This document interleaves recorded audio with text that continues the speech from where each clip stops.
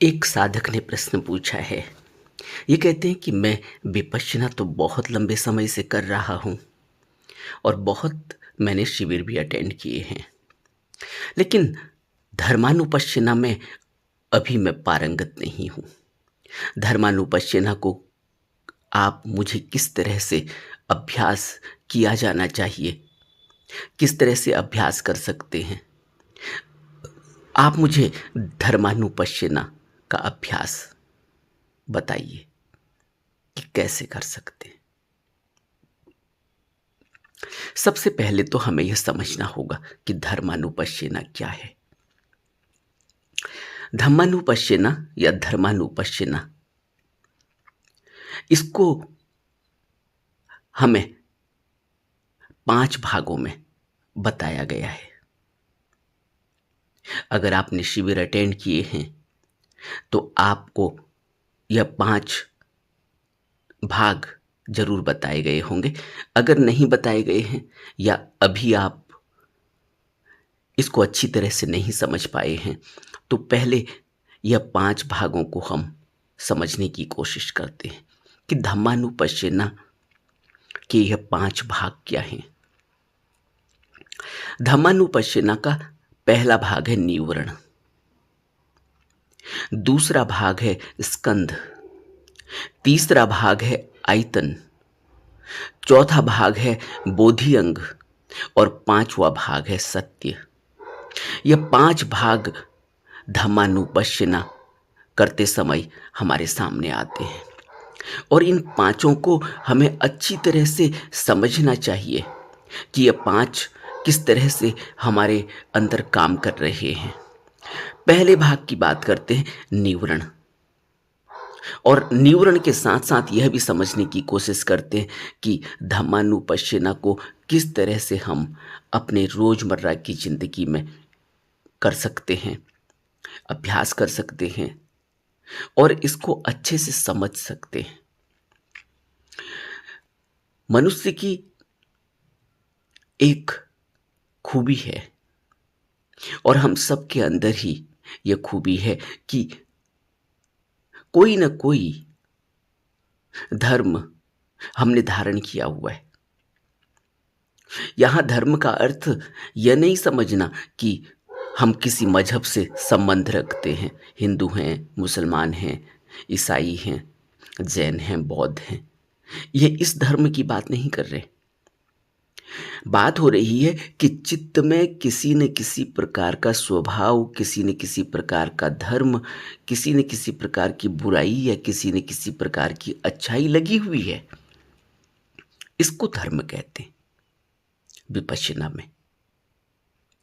और जब तक चित्त में किसी प्रकार का धर्म न लगा हुआ हो, तब तक तो धर्मानुपश्यना हो ही नहीं सकती। इसलिए धर्मानुपश्यना तो तब होगी जब चित्त में धर्म लगे हों, और हम सभी के चित्त में किसी न किसी प्रकार का धर्म लगा हुआ है और कई प्रकार के धर्म लगे हुए हैं। वो क्या धर्म है? बुराई हमने धारण की हुई है, हमने अच्छाई धारण की हुई है। ये बुराई और अच्छाई हमारा स्वभाव हो जाता है, यह धर्म हो जाता है। जैसे मानो किसी ने क्रोध धारण किया हुआ है, किसी का क्रोध करना स्वभाव है, वो उसका धर्म है। अब ये क्रोध क्या है? यह क्रोध जब आता है तो तब मनुष्य कैसा हो जाता है? क्योंकि यह उसका स्वभाव है और यह उसके चित्त में है। दूसरे के चित्त में हो सकता है कि क्रोध कम हो, उसके चित्त में काम वासना ज्यादा हो। इसलिए यह जो स्वभाव है, यह जो आदतें हैं, यह जो बुराई या अच्छाई हमारे चित्त में लगी हुई है, यह सब को हम 5 भागों में बांट देते हैं। ये 5 भाग निवरण क्या क्या हैं, इसको बुद्ध ने हमें बताया कि ये 5 मोटे मोटे निवरण हैं। निवरण का अर्थ होता है पर्दा, आवरण का अर्थ होता है पर्दा, जो हमारे चित्त पर इस तरह से पर्दा लगा हुआ है। इस तरह से पर्दे लगे हुए कि हमें, जैसे कहते हैं ना कि रोशनी का पता ही नहीं चलता। बुद्ध कहते हैं अत्तो दीपो भव, तुम अपने दीपक बनो, तुम अपने दीपक को खोजो। लेकिन दीपक को कैसे खोजेंगे जब अंदर पर्दा लगा हुआ है, काला पर्दा, उसके नीचे रोशनी दबी हुई है। आप किसी बल्ब के ऊपर काले कपड़े लगा दें, एक परत कपड़े की लगाएं, दो परत कपड़े की लगाएं, तीन परत कपड़े की लगाएं, चार परत कपड़े की लगाएं, पांच परत कपड़े की लगा दें, तो क्या उसमें से कोई रोशनी बाहर दिखाई देगी?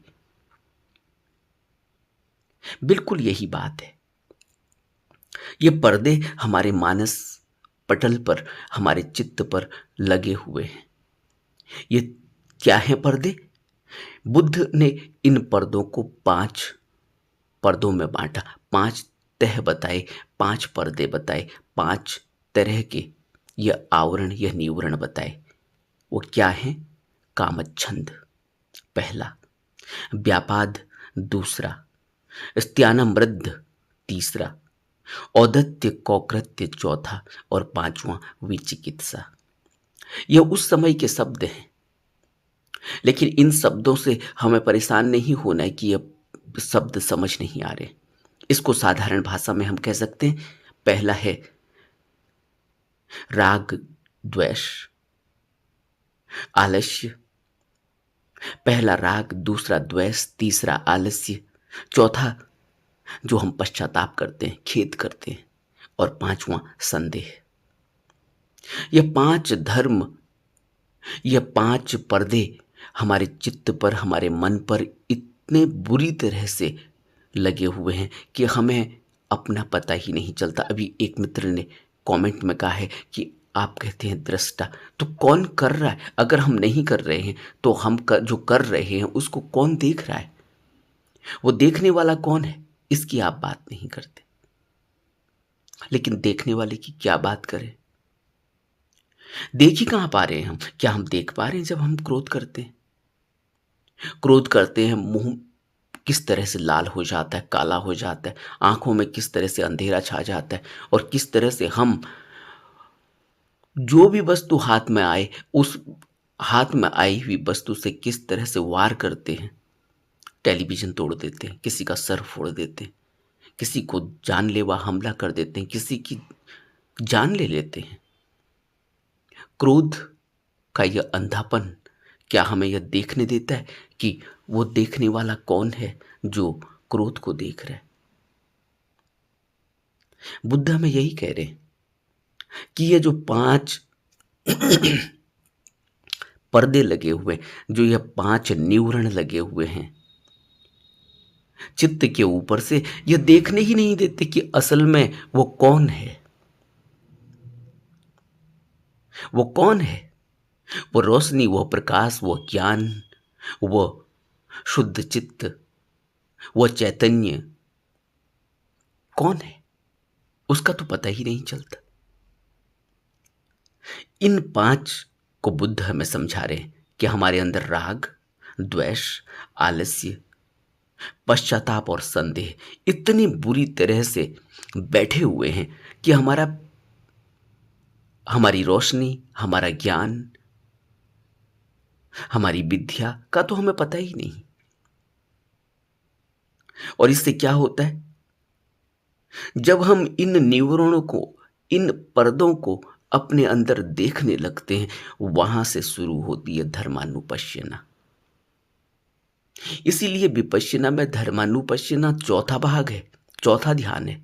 इससे पहले के 3 ध्यान हैं कि हम पहले स्थूल को देखें, कायानुपश्यना, उसके बाद हम थोड़ा सा सूक्ष्म देखें, वेदनाओं को अपने अंदर महसूस करें, वेदनानुपश्यना, उसके बाद और सूक्ष्म हुए चित्तानुपश्यना, चित्त को देखें, और फिर चित्त में लगे हुए उन धर्मों को देखें, उन पर्दों को देखें, उन निवरणों को देखें, उन विकारों को देखें जो धर्म लगे हुए, ये हुई धर्मानुपश्यना। और सबसे पहले शुरुआत करनी होती है आनापान सती से, ताकि हम जिस हथियार से, जिस वेपन से हमने ये ध्यान करना है, उसको हम सार्फ कर लें, उसको हम शुद्ध कर लें, उसको हम स्थिर कर लें, उसको हम ताकतवर बना लें, वो है हमारा मन। उसको हमें सबसे पहले ताकतवर बनाना होगा, स्थिर करना होगा, उसकी ऊर्जा को संग्रहित करना होगा, उसको रोकना होगा। इसलिए शुरुआत आनापान से करके चौथा ध्यान धर्मानुपश्चिना, जहाँ हम अपने अंदर लगे हुए इन धर्मों को देखते हैं। असली ध्यान तो यहाँ से शुरू होता है। इस असली ध्यान में हम अपने ही अंदर देखते हैं, अपने को देखते हैं, बाहर हमारा कोई लेना देना किसी से नहीं। अभी तक जब हम एक संसारी होते हैं, जब हम एक सामाजिक होते हैं, जब हम एक साधारण मनुष्य होते हैं, तब हम क्या करते हैं? तब हम दूसरे की काम वासना को देखते हैं। तब हम दूसरे के राग, दूसरे के द्वेष, दूसरे का क्रोध, दूसरे की ईर्ष्या, दूसरे की सब गलतियों को, सब बुराइयों को देखते हैं। अपने को नहीं देखते। लेकिन जब हम ध्यान करने लगते हैं, ध्यान की गहराइयों में उतरने लगते हैं, तब हम दूसरों को छोड़कर अपनी तरफ देखने लगते हैं। और जिसने अपनी तरफ देखा, उसी को वह सत्य मिला है। जिसने अपनी तरफ देखा, उसी को वह धम्म मिला है, जिसको बुद्ध धम्म कहते। धम्म का अर्थ है सत्य, आर्य सत्य। और धम्म कैसे मिलेगा? जब तक ये 5 निवरण हमें स्पष्ट रूप से दिखाई न दें या दूर न हो जाएं।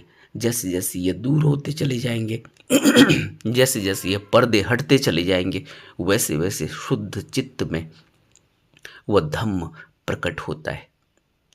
इसलिए उस शुद्ध चित्त को ही चैतन्य, उस शुद्ध चित्त को ही हमने बोधिचित्त कहा। बुद्ध उसे बोधिचित्त कहते। ये बोधिचित्त हम सबके अंदर है। लेकिन बोधिचित्त तक पहुंचने से पहले पहले इन 5 पर्दों को हमें उखाड़ फेंकना होगा, हटाना होगा, इनको देखना होगा, इनको दूर करना होगा। अब ये कैसे दूर होंगे? धर्मानुपश्ययी होकर हम विहार करते, यानी अपने जीवन के हर कृत्य में, हर क्रिया में हम धर्मानुपश्ययी होकर विहरते हैं। कैसे विहरते हैं? जैसे सबसे पहले निवरण, सबसे पहले पर्दे को देखें, जिसको बुद्ध कामच्छंद कहते हैं। कामच्छंद, कामच्छंद का अर्थ होता है काम वासना। जब मन में काम वासना जागे, तो इससे दूर करने की कोशिश न करें, इससे बचने की कोशिश न करें, इससे घृणा न करें। अगर घृणा करी, बचने की कोशिश करी, इसको छिपाने की कोशिश करी, तो फिर यह काम वासना कभी भी दूर नहीं हो सकती। लेकिन जो हमें धर्मानुपश्यना सिखाई जा रही है, जो हमें ध्यान बुद्ध सिखा रहे हैं, वो कहते हैं कि इस काम वासना को, यह सबके अंदर है, इस काम वासना से घृणा नहीं करनी, इसको दूर करने के लिए ताकत भी नहीं लगानी, बस इसको देखना है। अपने अंदर जब यह जागे, तब इसको देखना है।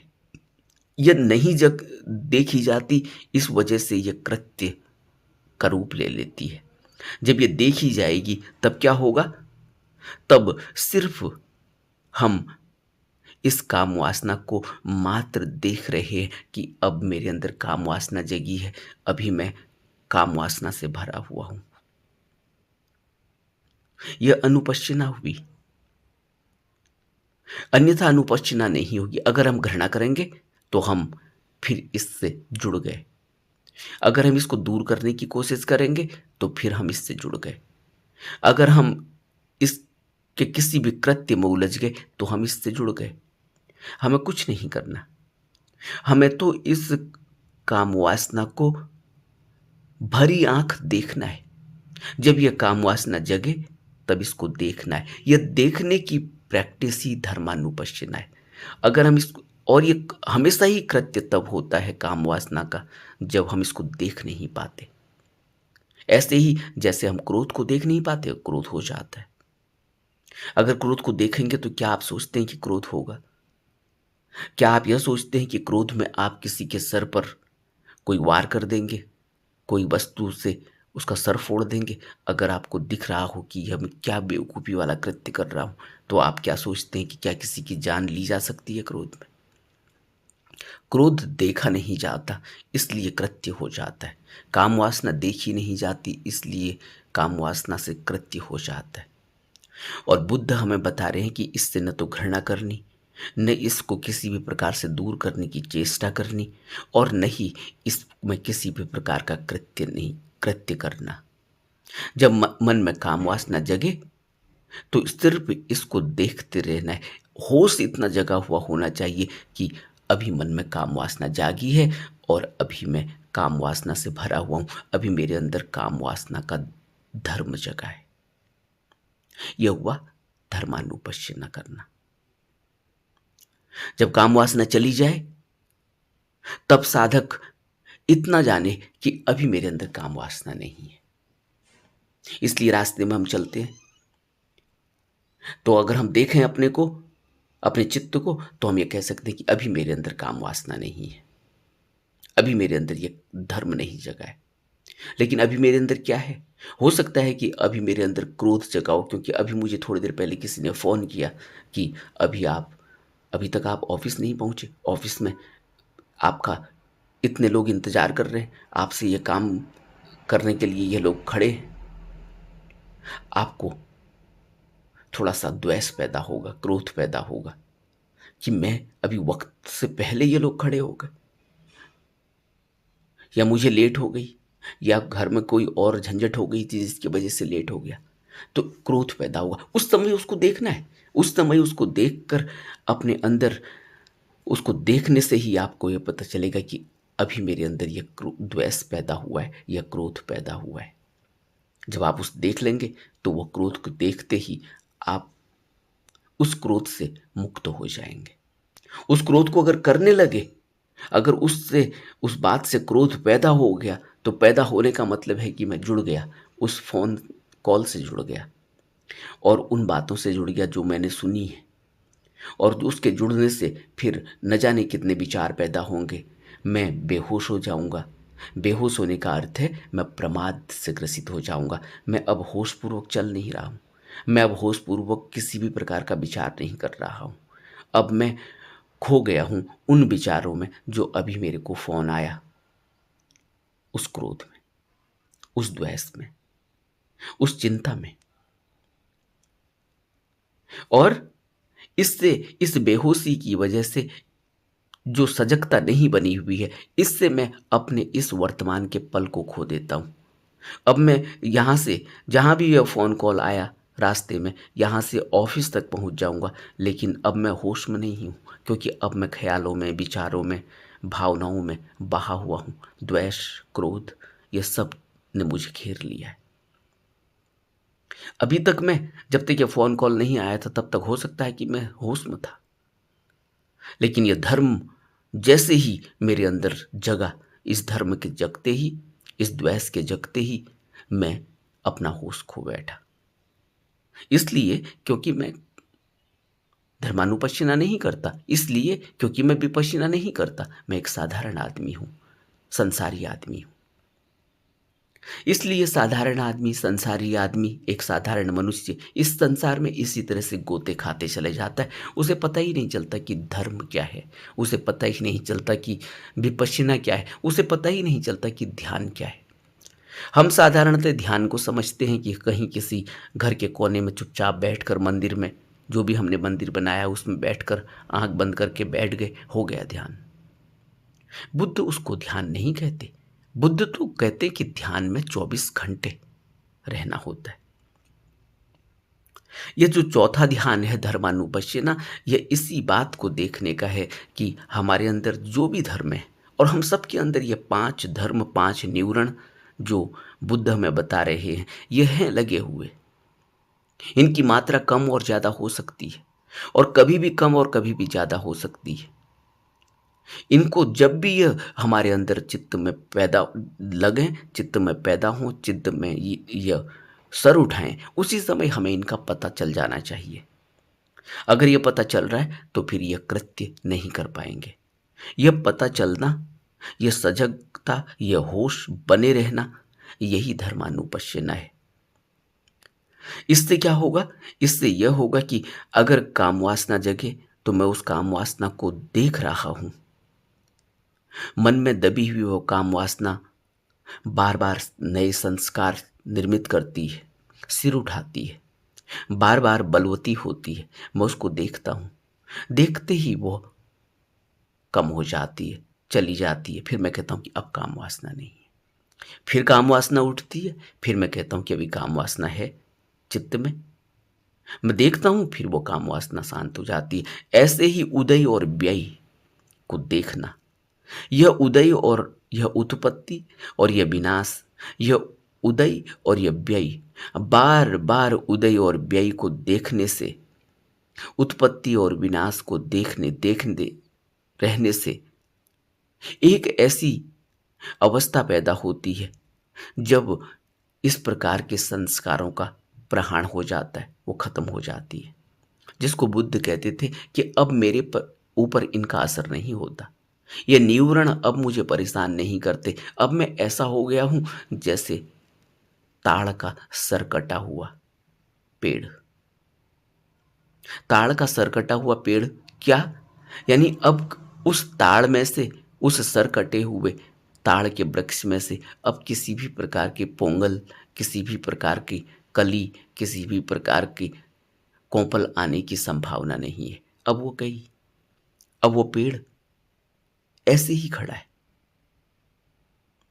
इसको बुद्ध कहते थे कि अब किसी भी प्रकार की कोंपल उसमें आने की संभावना नहीं है। अब तड़ सर कटे हुए ताड़ की तरह मैं हो गया हूं। अब किसी भी प्रकार का निवरण मुझ पर असर नहीं करता, निवरण है ही नहीं।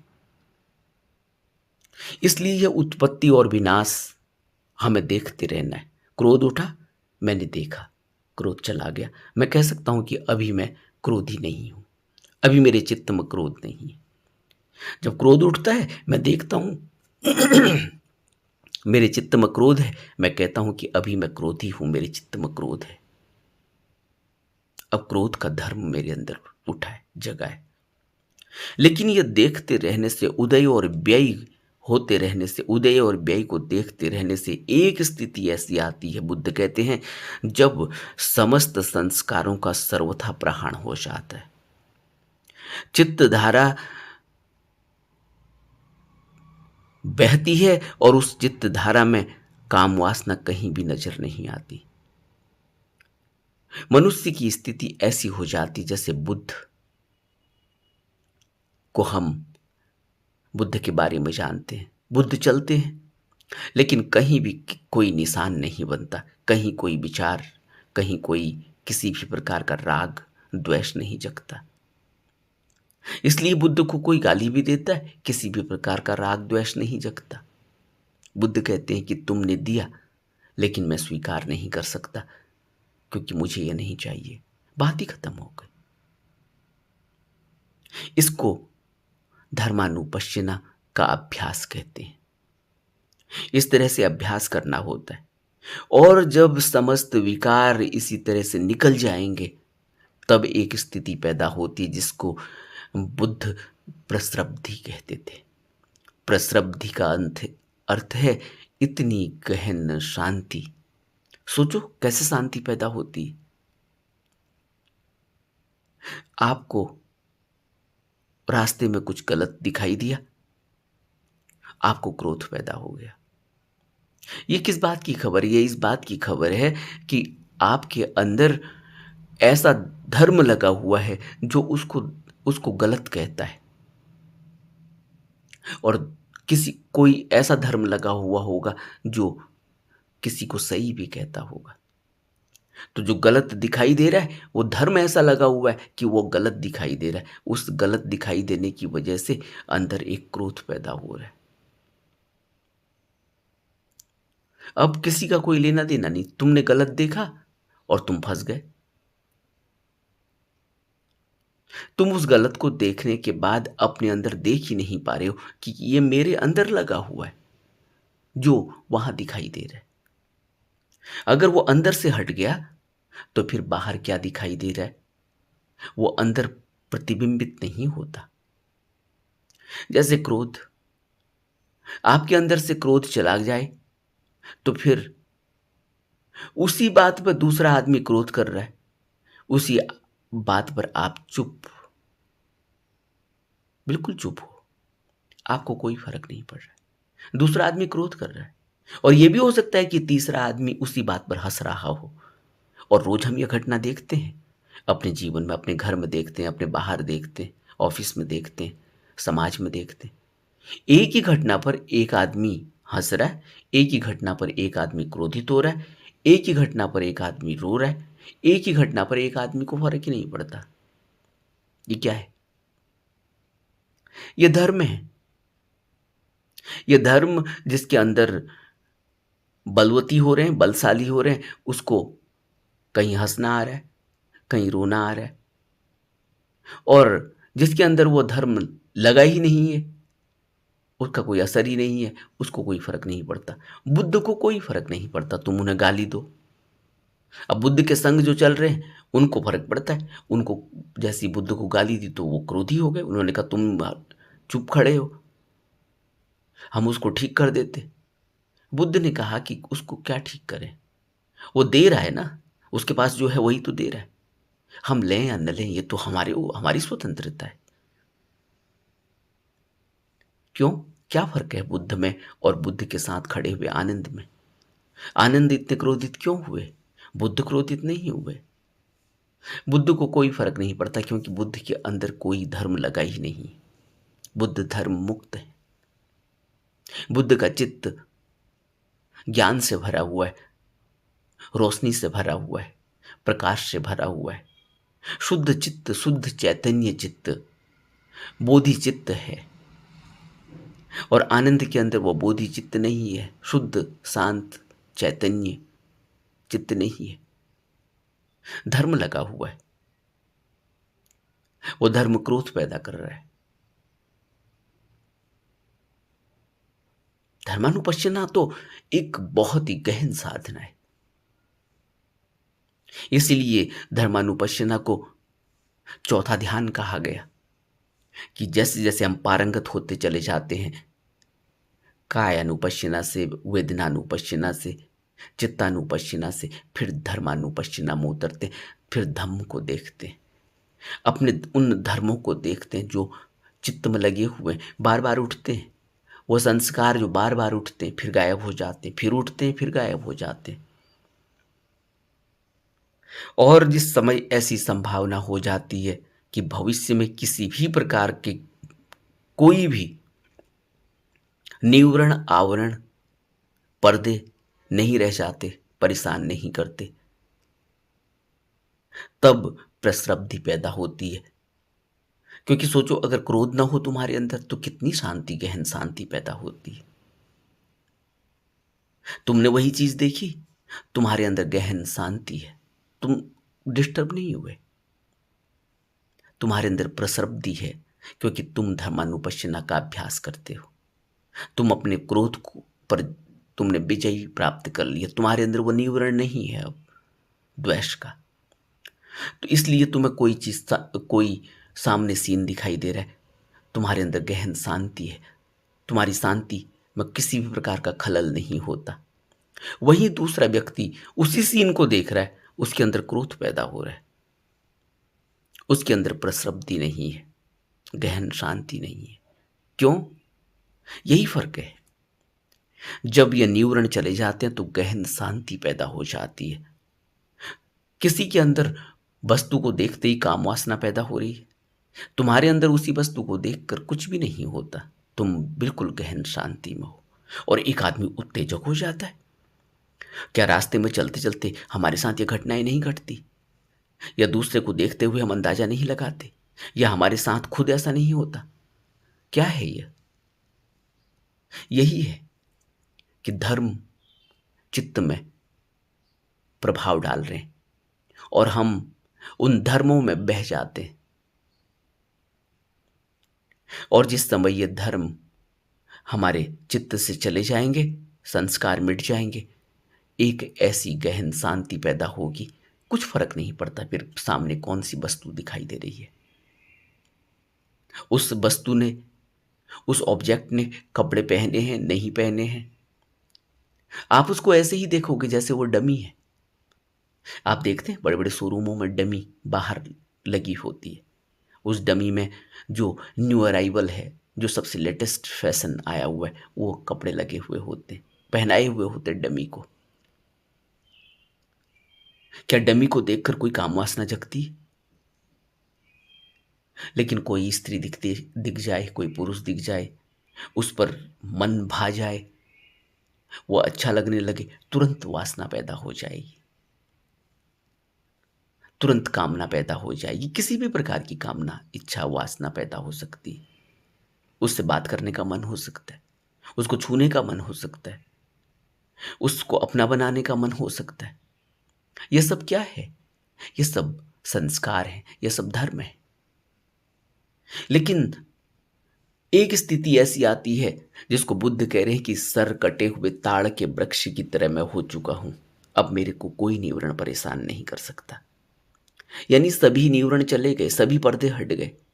फिर उसके बाद सामने जो ऑब्जेक्ट दिखाई दे रहा है वो काम वासना पैदा नहीं करता, वो वैसे ही दिखाई दे रहा है जैसे डमी, बोलता हुआ डमी।